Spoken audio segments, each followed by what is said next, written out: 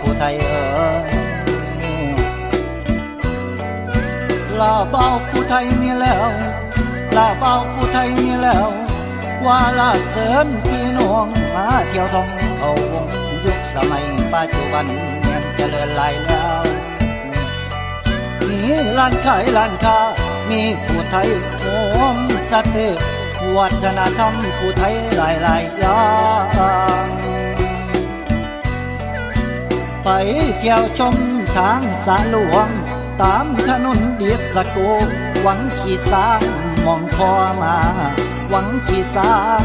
มองพอมาดอกนา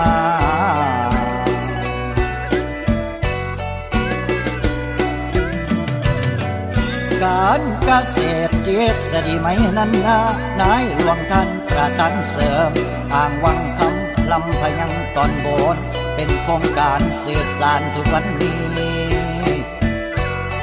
สิ่งดีๆที่พ่อสร้างวางแนวทางความเป็นอยู่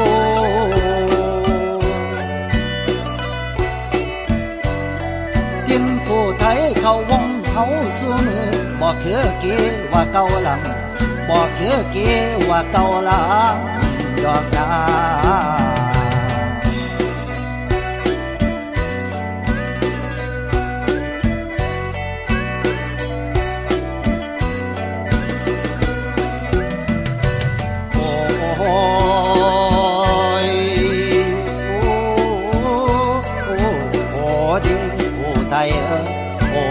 พี่น้องผู้ไทยเอ๋ย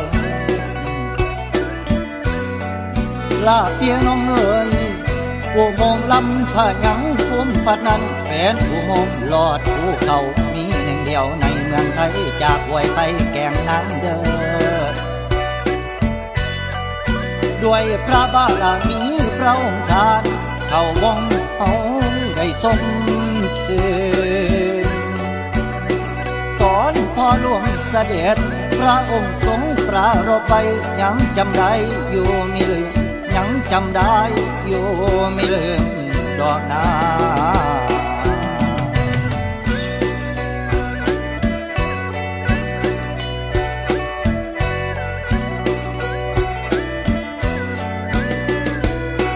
เขาวงสวยมาให้หลวงทรงปรารภเท้าเสด็จมาพบดินผู้ไทยเข้าวงแผ่นดินงดงามท่ามกลางภูผาป่าดงแผ่นดินงดงามท่ามกลางภูผาป่าดงนี่แหละคือเขาวงผู้ไทยกาลสินนี่แหละคือเขาวงผู้ไทยกาลสิน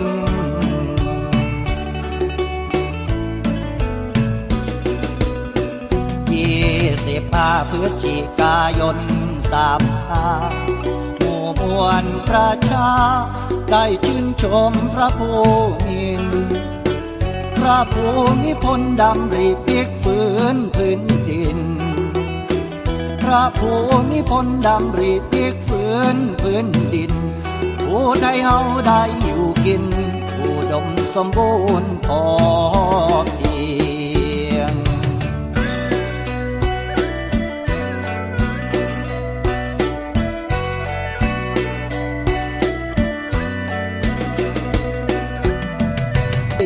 ทฤษฎีไม่ในหลวงประทานมา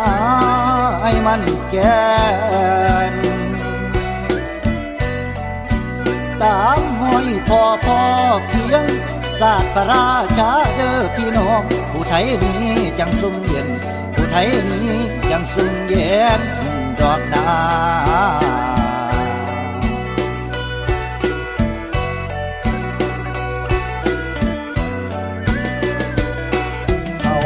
สวยมา